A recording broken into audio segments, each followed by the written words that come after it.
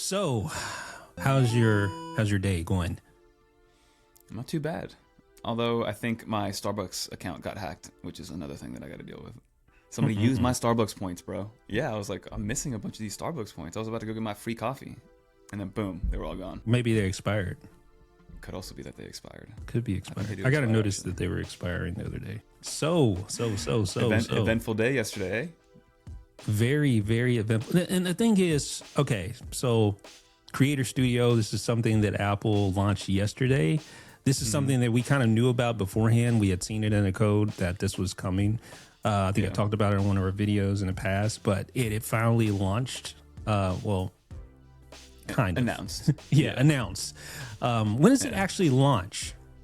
I think it was end of this month, like 28th, I think. Okay. Right? All right. Yeah. So You'll be able to sign up for it. what is Apple Creator Studio for those that are just now joining and maybe they haven't watched your video because you did an excellent run through video of it. It's very, very popular. Lots of people have a lot of lots of people have a lot of. I mean, I'm just go to the 165,000 views posted 23 hours ago, and how many comments? I think it's almost 1,000 comments. Yeah, like 900 comments. Yeah, and which is crazy. That means people got something to say.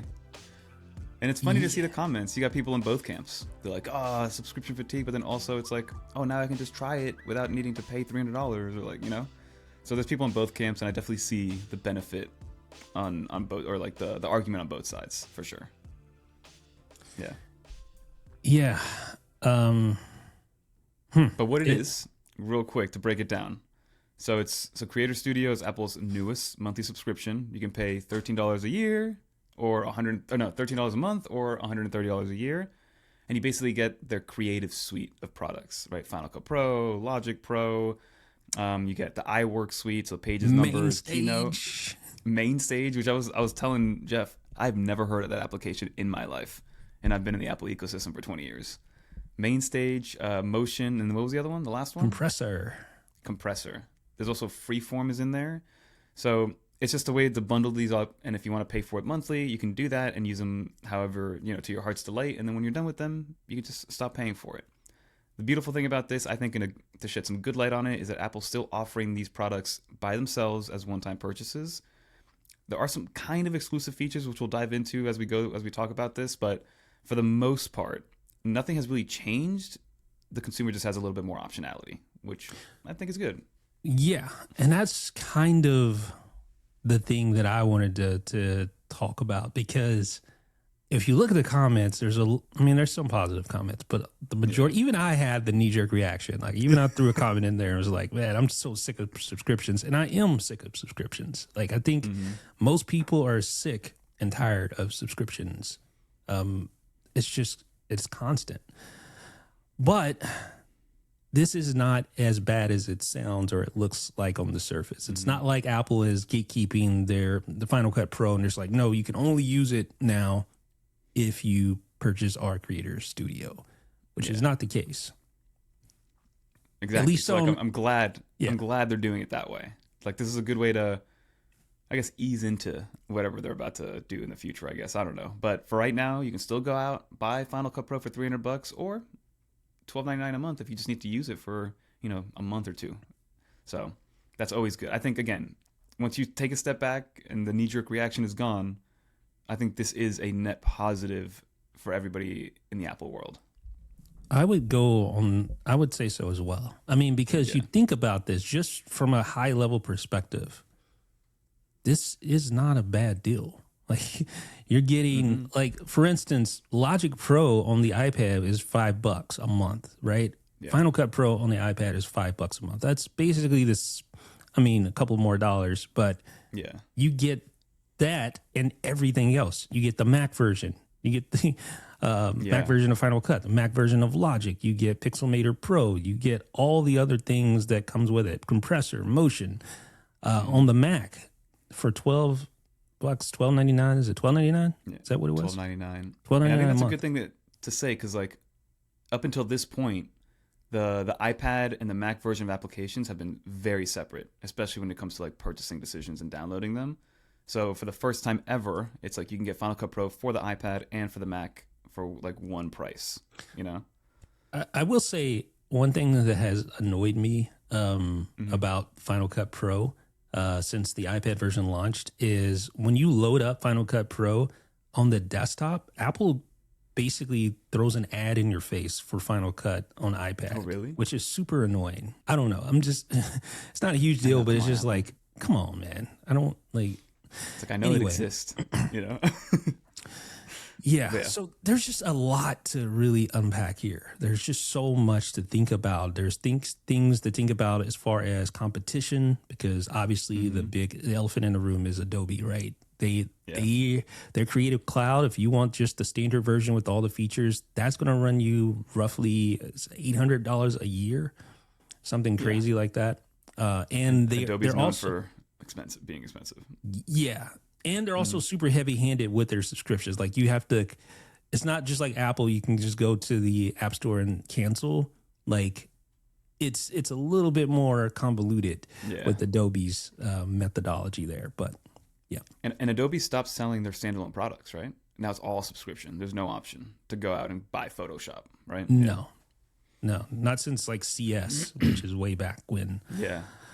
So, it's not a bad deal, folks. I don't want to sound like an Apple shill because like I said, my knee-jerk reaction was no, I don't want this. But when thinking about it, it really isn't that bad of a deal. It's actually pretty palatable. And also, there is that 1 month free trial, right? Which is another thing that's good. It's like full, like an unlimited version of every single application. So it's the exact experience. It's not like a freemium free trial kind of thing. You get to test it out. If you like it, you can sign up for it, and if not, you can you pay for it for a month or two and then stop. I'm kind of equating this to the FSD on a Tesla, where it's like 1 month I know I'm going to be driving a ton, get FSD for $99 a month, and then I'll just turn it off whenever I don't actually need it, right? So you can kind of go those ways, but then of course, if you are somebody who is in the creative space professionally that uses it every single day, now it comes down to like that cost benefit analysis, which one is worth it. You're kind of playing mental gymnastics a little bit in terms of, do I buy them outright? Do I pay the subscription? So that's kind of, I think it's more about that than the actual products and the subscription itself. It's like that decision now is a little bit tougher in terms of what you want to do. That's what I think is what's throwing people off more so. With that being said, I was telling Fernando I purchased Final Cut Pro, I purchased Motion, I purchased Compressor, all back in 2011, I think, right when it came out. I think it was like June 2011. So it's almost been 15 years, right? I would love to see a picture of you downloading what you looked like back then. Probably the same, honestly. Like a baby. Yeah. But the app looked completely different than it does now. I mean, it looked very, very rudimentary because famously Final Cut Pro 10 used to be called Final Cut Pro 10, was upgraded, was like a completely new reimagining of Final Cut Pro, which previously was Final Cut 7. And there was a huge outrage about it. I don't know if you remember that, but it was a massive backlash for Final Cut Pro. My history with Final Cut Pro is, I think I started to use it in 2012, maybe 2013. And I'm never going to forget, I was using it on my MacBook Air back then, which is like crazy to think about. And it was a pirated version that I was able to find back when you were able to do that. I wouldn't even know how to do that now, but that's crazy, way back in the day. And I remember it worked fine on the MacBook Air. You would hear that thing taking off like an airplane, but they would export those videos for sure. Yeah. I mean, and it's been a massive value proposition. I mean, we were doing the math before the show. Think about this, like $300 one-time purchase since almost 15 years. So that's 180 months, give or take. And that equates to, at the price, $300, $1.66 a month. And it continues to get better. It's not like you bought it and it stayed the way it's been since 2011. It gets every single update. It stays up to date. It gets modern. Like everything changes. And it's still based on that one purchase that you made 15 years ago. Yeah. Which is something that happens less and less in our world, you know? Right. And that's the thing about, I was thinking, what other products do you purchase? Like, say you bought I don't know, I'm trying to just think of something, a lamp. Yeah. A lamp. There's something as simple as a desk lamp. And you bought it for $100, right? It's a nice lamp. You love it. But at purchase time, you shook hands virtually with the manufacturer and like, hey, I'm going to buy this lamp. You give me the lamp, and that's the transaction. I don't expect any other improvements. I don't expect the lamp to be able to do RGB in the future. Don't expect it to get bigger or to match my decor once I remodel the house. I don't expect it to change. It is what it is. I purchase it. That's what I get. That was the agreement. Mm-hmm. And with software, it's not exactly like that because, and that therein lies the argument for subscriptions. Because like, how can you expect a application to continue to improve and make that sustainable? Because previously that's how it always worked, right? Like not really. Like they would actually, you could upgrade licenses. So like you get version 5. Like the Microsoft World too. Yeah, that was big. But you would go into Best Buy and like, or whatever, or an Apple store, and you would have to buy the physical. I remember like CD installs. Like you would buy it one time. You would buy Microsoft Home for your house, and then you would install it. And for the most part, that was it. But you would get that version, and if you wanted to upgrade, you would then have to go out and buy another one, which is different than the Apple kind of model with Final Cut. But that's kind of how it was. It was like, this is what you get. We'll update it a couple times throughout the year until we update it to the new one. And then if you want the new one, go out and get the new one. That's been the model. Yeah. So how do you... So I see how them switching over, like you said, to the subscription model is going to make the most sense for Apple and probably incentivizes Apple to continue to make things better. Because like, if you bought something 15 years ago, what incentive does Apple have to continue to make that better? You know what I mean? Well, arguably, there's a huge incentive because Apple's a hardware company. So they want you to be able to use their hardware and purchase their latest and greatest MacBook Pro. And older versions of Final Cut or newer versions of Final Cut Pro don't run on older Apple hardware. So therein lies this subscription. Like Apple has always been, now they're pivoting into a services company, but they never were this services company before. They were a hardware company and they made good software to incentivize the user to purchase their hardware. That's a great point that I didn't think about. Now they want both. So now they want both. Now they want you not only to buy their latest and greatest hardware, but they want you to pay continuously for the latest and greatest software. Maybe it's kind of like now with these M series MacBooks and things like that. It's like the hardware has reached a point where like it'll last you 10 years if you really good point. For the average person. Yeah. So now it's like, oh, we can't get people to upgrade their MacBook every 2, 3, 4 years. Now we got to get them to pay monthly for the software that's working on this hardware. So maybe that's a totally valid point. I would argue, right? Because it is true. Like my M1 MacBook Pro is still ridiculously good. Like I don't need to upgrade. And you're somebody who uses that MacBook professionally, you know. So like, imagine somebody who doesn't use it the way that you do. Like somebody who's just using it for like Excel and like email and communicate in Slack and Microsoft Teams. Like, yeah, I have a buddy who also has, he still has his M1 MacBook Air that he uses for work every day, just because all he does is like Zoom calls and like business meetings and things like that. He's not really pushing the compute on that computer. And he's like, yeah, I could upgrade it, but like this thing works perfectly. Like I still don't need to. And he's got 8 gigs of RAM, you know, which is wild. Yeah, that is wild. So that could be the case where now it's like the hardware is so good that now they need to find another revenue stream. Yeah, and I mean, like going back to that first point, $12.99 a month is not a bad value proposition at all for all that you get. Granted, it is. One could argue that Apple Creative Studio is no match for Adobe Creative Suite. One can make that argument, right? Because cohesive wise, right? Even just cohesively, like you think about Adobe Premiere Pro and the way it works with Photoshop and the way it works with After Effects and the way it works with Adobe Audition. Like it's very like cohesive. Whereas Apple's approach, I mean, Yeah, there's integration with compressor and motion and Final Cut, but it's more of a siloed approach, in my opinion. Yeah. Whereas Adobe is a more cohesive unit. Maybe that's going to change in the future as Apple iterates on this, and they like obviously want to push this subscription. But as of now, that would be a negative, I would think.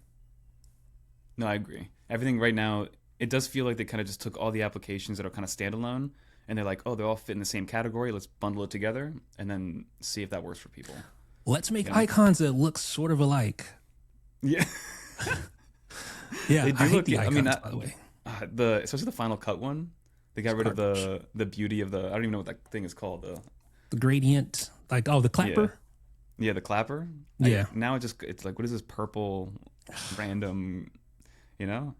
But hey, And Logic's icon was always beautiful too. Like, and now that's a new, like, just a weird CD looking thing, right? yeah, it's very, very. I mean, I get the point. They're trying to make it like this is everything we have, right? This is the offering, but it's just icons do not make a cohesive product. Like, just because your icons look similar doesn't mean everything in the package is working together as well as like Adobe Creative Suite at this point. No, anyway, but one thing about Creator Studio that, like you said, it is a good deal. Right now, the way that it stands, what's being offered, $12.99, it works. And if you're an educator, this is a no-brainer.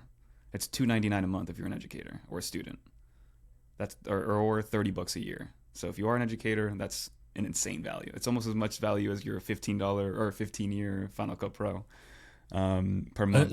Am I an educator? I mean, I teach people. I mean, we educate sometimes. You know, we try to show people.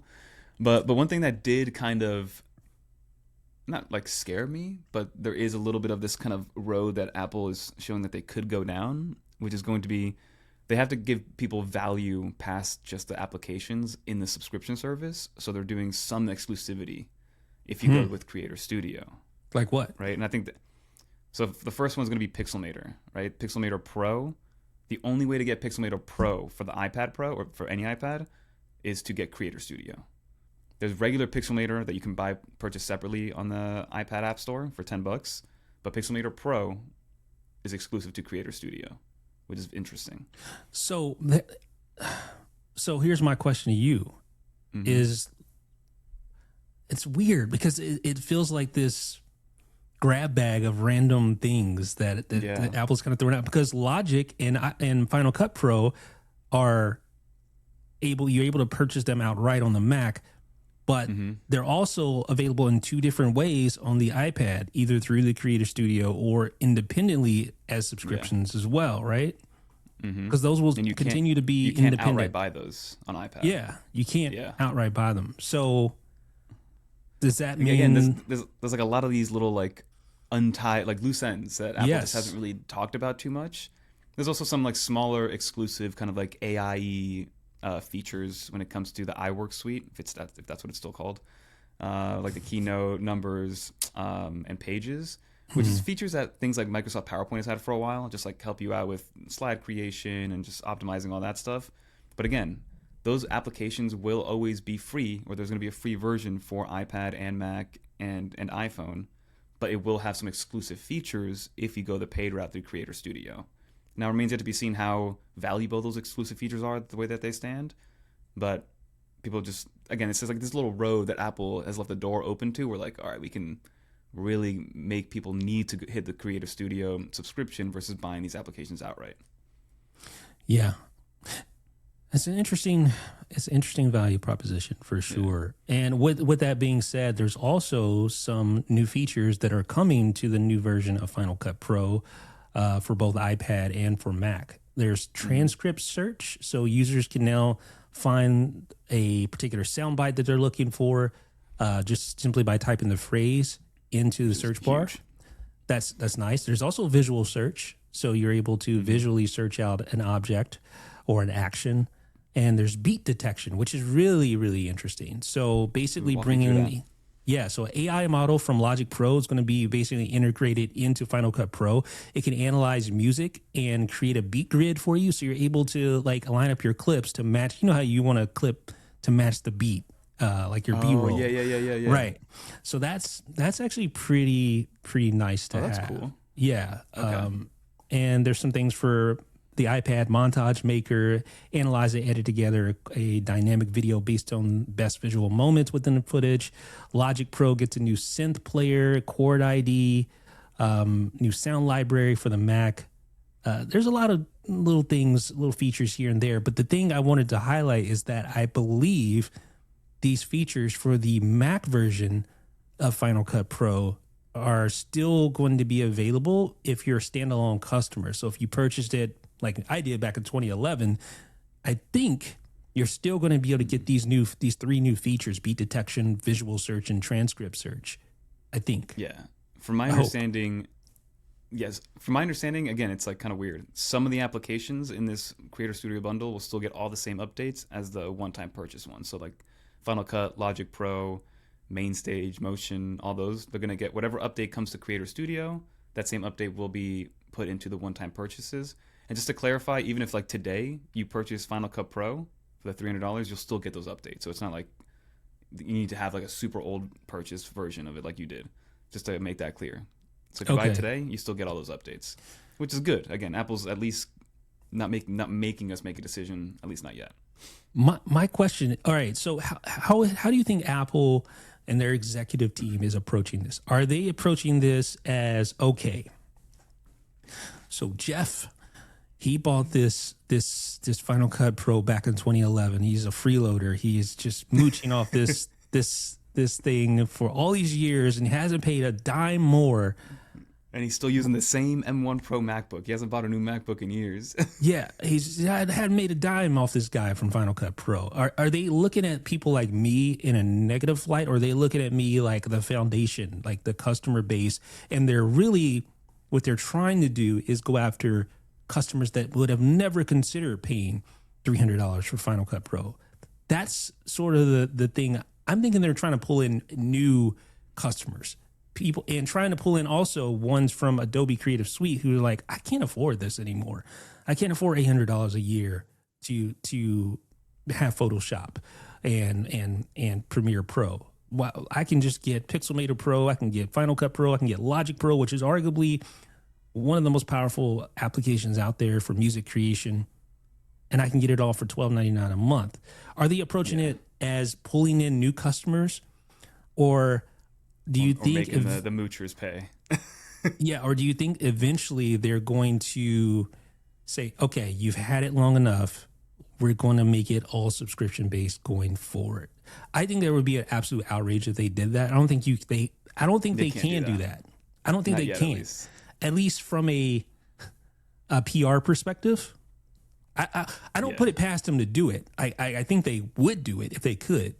Yeah. But I don't think they want the PR negative backlash from that. I don't think they feel like the value is there. Like the people who are using this stuff, I just think they just take that as a loss, so to speak. Yeah. The only way that they could justify that is if like a new version of Final Cut Pro, which was like wildly advanced and different, that would require like Final Cut Pro 2 or something. A brand new code base, just the one from Final Cut 7 to Final Cut Pro 10. Exactly. Right. That's the only way that I can see them justifying that, and there would need to be some crazy new features and optimizations for that to be the case. But to go back to what you were asking, I definitely think it's more of a play to get new users in, because like you said, like $300, especially for somebody who, you know, is in college or getting out of college for the first time, that's a big pill to swallow, right? And to commit to that, not knowing if you like it. Yes, I think there is a 1 month free trial with regular Final Cut Pro, but sometimes that's not enough, right? That's not enough to understand if you're going to be using it long term or not. So I do think it's, and then somebody actually tweeted this the other day. If I could find it, we'll post it. But some guy created an application. I don't know what the application was for, but he gave tiered pricing options. It's like you can pay weekly, bi-weekly. Like he really broke it down, bi-weekly, monthly, or yearly. And he ended up finding out that there's way less friction for somebody to pay $299 a week than it is for them to pay $100 a year. Absolutely. Right? I am a perfect use case example of that, because like there are applications that it's like $1.99 a month. Yeah. And there's an option to pay like $20 a year or something like that. And I mean, when you think about it, it's a much better value to do the $20 a year. Mm-hmm. But mentally, that $2 a month seems less. Like I don't Exactly. because you're paying it instantly, right? It's like, I don't really want to pay $20 right off the bat. I'd rather just pay $2, even though realistically it's better to pay the $20, right? Yeah. So there's that. I think that's what their mind is on. And that tweet really like resonated with me because the guy was like, I've made like $500 off this weekly subscriber, or I've made more money off the weekly subscribers, way more than I have from like the yearly subscribers, which is crazy, which is insane. But I also get it how, like you said, $1.99, $2.99 per week, per month is way easier to just be like, yeah, whatever, let's do it. Versus like, all right, I got to pay $100 a month. I'll just skip my coffee. And you still end up getting your coffee. Yeah. Unless you're Fernando who got hacked from Starbucks. I had to change my password, 2FA on my Starbucks account. That's crazy. So yeah, I definitely think it's to attract new users. I also think the education play, making it extremely cheap, is going to be something where like, kids are taught it in middle school and high school and in college, and then they have no choice but to then use that software outside, like after when they're grown ups and they have to pay for it themselves. So I think it's more so a new user play, and I don't really know what their plan is with the existing one-time purchase user. Like, I don't really know how they're gonna like try to milk more money out of them, or in what way could they get more money out of Jeff when it comes to Final Cut Pro, the creative applications, aside from making him buy another laptop or something like that. I like really improving Final Cut Pro, like really, like they made some major like game-changing improvements to Final Cut Pro. If they made the iPad version parity, if they gave iPad version parity with the Mac version, if they introduced things like, which it looks like they're on their way to like text-based editing, so where you can actually like, have you ever used Descript, by the way? I think I have once. Okay. Once or twice. Yeah. So, but I understand the idea of it. Yeah. So you're going in there and you're editing, you're looking at your transcript, and maybe you have a video and you're talking, but you can go in there instead of going in and cutting the video and trying to look at and listen to where you said this word that you didn't mean to say. You can just look at the transcript, edit it out of the transcript, and it automatically cuts it like that. Yeah. So features like that, having more, for instance, cloud-based editing, having the ability to collaborate better, like because the collaboration features in Final Cut are basically non-existent. You can use some third-party tools and stuff like that to integrate, but it's pretty bad. There's a lot of things that they could do to make it and offer that as a subscription, or maybe even offer it as an add-on. Like I think they could get money that way for sure. But if you had a full version of Final Cut on iPad that made sense, that would be pretty compelling, to be honest with you. I think the cloud-based editing would be something that I and you would pay for. Like if it was like, all right, an extra $2.99 a month, if you're a current Final Cut Pro user, you can edit the same exact time. Like it'll always be uploaded and ready to go, whether you're using it on your iPad or your Mac, and you can just cloud-based edit from wherever you are. Because right now, unless you have your hard drive with you, you can't edit it on another computer, right? Yeah. And like if the Blackmagic has some things, Blackmagic Cloud, there's that, and there's of course DaVinci Resolve for the iPad. So there's a lot of things I feel like they could do to at least tempt me. Not to to say that I would actually take the bait. That's a whole nother story. But here's the thing. Okay, so recently I started using, I guess in the last year, Ableton Live, which is I'm just trying to think of the best way to describe it, but basically it's a music creation software. And here's the thing that I like about Ableton Live. It's a creative tool for music makers. So you can go in there and literally create EDM songs. EDM producers and stuff really use Ableton. Like that's, I guess, the facto standard for EDM music, but you can create any type of music in Ableton. It's basically comparable to Logic Pro, right? Logic arguably is a better, has some better features as far as editing audio, like audio editing features, but they're relatively comparable, I guess you could say. You could use one and basically make the same type of music in either one if you knew how to use them. Here's the thing, though, with Ableton. it is very expensive for the full suite, which includes all the extra instruments and all the extra add-ons that you get. They offer 3 versions basically: intro for $99, standard for $359, and then suite. Actually, no, I'm looking at upgrade pricing. Anyway, suite is expensive, right? Suite is like $700 or something like that. If you're not looking at upgrade prices, maybe I should just clear my cookies and pull it up and see what the actual. Okay, so intro is $99, standard $439, suite is $749. But here's the thing: they have a rent to own option. Interesting. Interesting model. A rent for software too. Yes. What do you think about that? Like, and that is, to me, that's a much more palatable. I feel like that's I'm using palatable a lot. Let me switch it up a little bit. Let me get another. Where's my thesaurus? Where's that thing? Give me some synonyms. Definitely need this. You could tell that just for some reason it's just, I don't know. I haven't used that word for synonyms. Yeah, but I mean the rent to own model I don't know, with software there's some mental hurdle that I would have to get like over, because at the end of the day it's still I don't know. Why? I've heard of like rent to owning like an apartment, or a couch.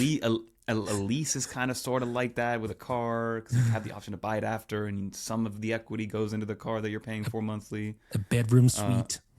Yeah. So, I mean, maybe.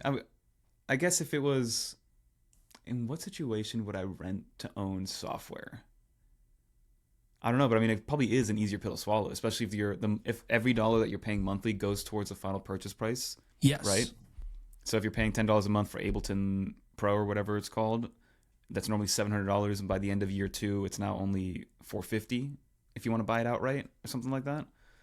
I think that would make sense. I could see how people would find benefit in that. All right, so here's this. All right, so Ableton Live 12 Suite is, like I said, $750, somewhere around there. For the outright license, and then you own it, so they can't take it away from you. Like, you own the software, it's yours. But if you want to rent to own, it's $31.21 a month. And that equates for 24 months, and that equates to the full purchase price, right? So it's not like, so you're almost financing it. It's not even like they're calling it rent to own, but you're basically just financing it, right? Not really, because if you're financing something, and you stop making payments, you forfeit that. True. But here, you can actually pause your payments. Say I pay for a year, and then I don't need to use it for the next couple of months. You can pause for payments, and the payments that you made still apply to that purchase, right? That's cool. So to me, and here's the thing, mentally, that sounds like a wonderful deal. It sounds like a much better value proposition than, say, it was just a subscription, and you're paying $31.21 a month, but then you miss your subscription 1 month, and then now you're starting from scratch. Yeah, it's turned off. Not only is it turned off, but you still got to pay that same amount perpetually. There's a new word. So to the rent to own feature, to me, is pretty compelling. However, what makes it even better from a software maker's perspective is that when they're upgrading to Live 13, or say they upgrade to Live 14, chances are that person's going to want to get that newer version, and they're not just going to be like, hey, I own Live 12, so I'm never going to upgrade. They may hold off.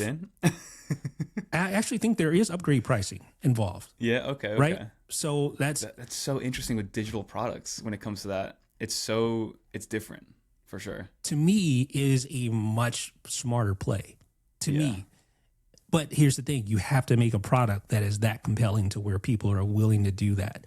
And Live is one that is extremely compelling for music makers. I don't know if I could say Final Cut. I mean, I would go on a limb and say it is, but I don't think Apple iterates enough on Final Cut to make it as comparable. But to me, that that's a smart play for a software maker to have that rent to own system.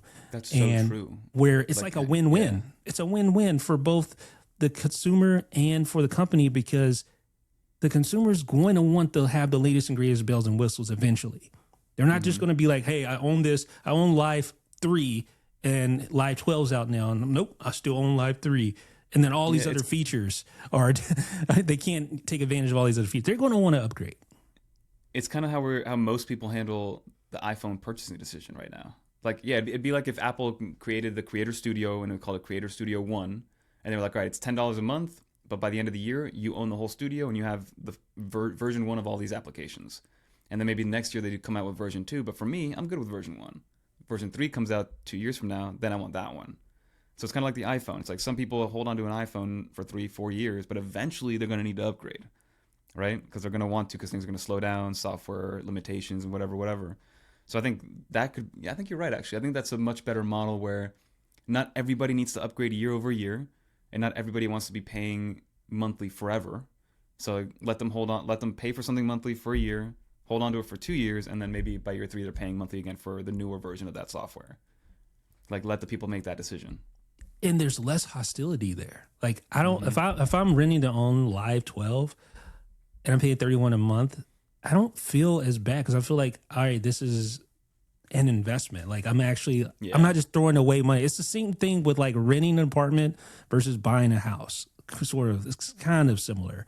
Yeah. Right. There are arguments to both, right? There's sometimes it's better to rent, sometimes it's better to buy. But if you're renting, you're not really getting that money back. There may be advantages to that. Yeah. But in some people's mind, they're like, oh, I'm wasting money. I'm just throwing money. I'm just burning money. But that's not necessarily true. Like, because we all still have to have a place to live. So it doesn't. Yeah. I mean, sometimes renting is the better option, and there's other advantages too. There's flexibility. So say you wanted to switch to Logic. I don't want to use Live 12 anymore. I want to use Logic. Yeah. Well, if you're renting, it's much easier to just, or if you're subscribing, it's much easier to switch over because you haven't invested into that. Yeah. So there's all sorts of mental gymnastics you can jump through, but I just think this is a nice option. And I just wanted to give Ableton props for making that a thing and not going down the subscription route. Yeah, I mean, I think this is definitely more so, like, this is more so about the buying psychology of these softwares and these products than it is about the products themselves, which is like what I'm learning in this conversation. It's like, all right, at what point, like, let's say, it probably doesn't add up to $1,000, but like if all the applications add up to $1,000 for Creator Studio, how many years would you need to pay monthly to offset that cost? It's like around 8 years, right? That's the example I use in the video. So it's like, you think in your head, is that worth it? Should I just do the one-time purchase and not worry about it for 8 years and have it forever? Or then after I go through my 8 years of paying this for $13 a month, by year 9, it's like, I have nothing to show for it at the end of the day. So it just it depends on like what kind of appetite people have, what can people swallow in the moment. Like we said, sometimes it's easier to pay $2 a week than it is $100 a year. All right. So I think it's way more about the purchasing psychology and how Apple can generate just a little bit more revenue from everybody in different ways. So at least as of right now, we have options. Sometimes too many options gets a little confused and we don't know what to do, but I do think options for us is the best. Like, more options, the better. I would agree. Yeah. And I actually, like I said, in this conversation, when I first saw this announced, I was very negative about it. But the more I thought about it, the more I had honest conversations with myself, and it is not that bad of a deal, in my opinion, for a lot of people. So yeah. I don't think it's as negative as a lot of people make it out to be. Of course, negativity breeds, interest in conversation, so people jump on that sort of thing. But I think there's just, like you mentioned, the psychology of purchasing is so interesting, and that's something we could just talk about for a long time. Forever. Yeah, that like rent-to-buy model, I had never even thought about that for a digital product, and it makes sense. That's what we do, right? Well, I financed this phone at the end of 2 years. I could hold on to it and own this phone outright, but I'm probably going to go out and get another one and then go through that cycle again, So it is interesting. It's like you frame it as rent to own, but with the goal of people continuously upgrading forever while owning the product that they end up buying. So I mean, it's just interesting. It's definitely interesting, and I'm curious to know. Like you said, it is. I think it is overall net positive. I really hope Apple doesn't go down the exclusivity route with the Creator Studio and do something where like there's a big time feature that everybody wants, where now you feel forced to go to Creator Studio versus the one-time purchase. That's what I want to avoid that. And then you still have the whole thing about the fact that iPad has two apps, Logic and Final Cut, that are both in the studio for the monthly $12.99, or can be, but still can be outright purchased on those platforms. Or you can pay $5 a month for if you just want Final Cut, and then go that way. So it's just, there's a lot to consider there, but. Yeah, I'm interested to hear what you guys have to say in the comments. Let us know down below. Are you like, do you have strong opinions on any of this? What do you think about the psychology of software sales and marketing and purchasing? Let us know for sure what you think and whether or not you plan on subscribing. Yeah, I would say right now the sentiment in the comments is like 70-30, with 70% of the people having that gut reaction of like, all right, enough, man. I already pay $100 a month for all my streaming services, and now I got to do this too, which is fair. It's a fair assumption in the very beginning. But yeah, take a step back and see how it ends up playing out for you, because I don't think it's that black and white. I think it's just like a decision, what benefits you the most at the end of the day. Yeah. Good conversation, man. I really enjoyed this. This is fun. Like, I love stuff like this, and just thinking about it and kind of working through it mentally for myself. Even just talking about it like this kind of helps me to have a better appreciation just for the decision making that Apple executives have to make, because it's not an easy decision all the time. So, yeah. So do you? My last question: do you own all the applications in Creator Studio, or most of them? Yeah, all the ones that I could. I don't. Let me see here. Let me just look real quick. I own obviously Final Cut Pro. I own Logic Pro, so that's $500 right there. I own Motion. I own Compressor, so that's $600. I don't own MainStage, and of course we have like Keynote and Pages and Numbers already. So the majority, like for me, this is not a very. Yeah, this isn't for you. You have all the apps. Yeah, not really.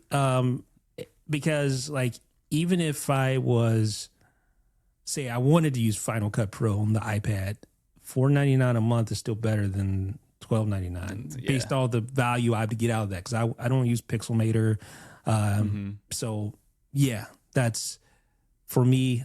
Not really. What about you?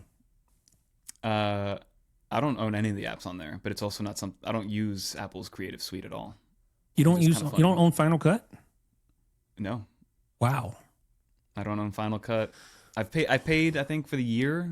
See, again, I should have paid for the monthly, but I think I paid for the year on the iPad version of the Final Cut, just because I thought I was going to use it. But I mean, I use LumaFusion on the iPad to edit videos. Affinity Photo is my like Photoshop competitor or Pixelmator Pro competitor.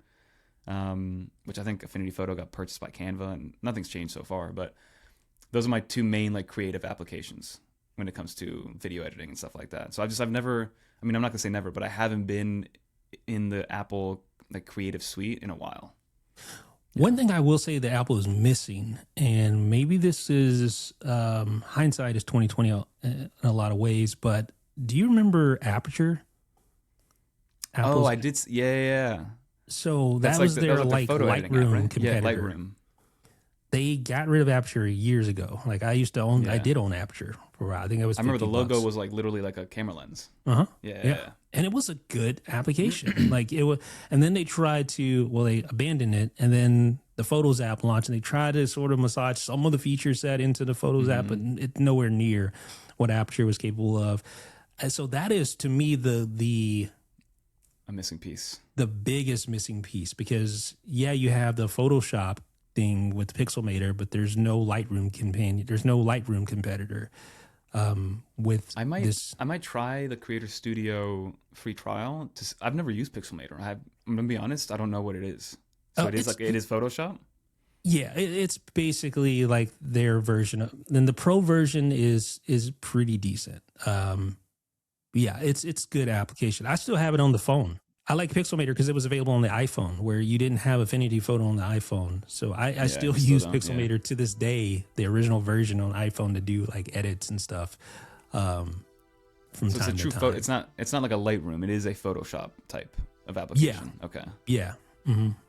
Okay. Yeah, So maybe I'll try that out, because I do think I should try it out to see, kind of, put my money where my mouth is and try out these applications and try the experience of paying $13 a month for it. See if it's worth it for people. We'll see. For sure. Yeah. Let us know down below in the comments what you guys think. And also be sure to subscribe to 9 to 5 Mac Overtime on Apple Podcasts and, of course, on YouTube as well. And we will be back next week with another interesting episode. Yeah, leave some comments about the Gemini Siri thing too, because I want to talk about it next week. Yeah. I'm very curious. All right, let's talk about that next week. Yeah, let's do that. For sure. All right, All righty. We'll talk later. See you guys. Peace.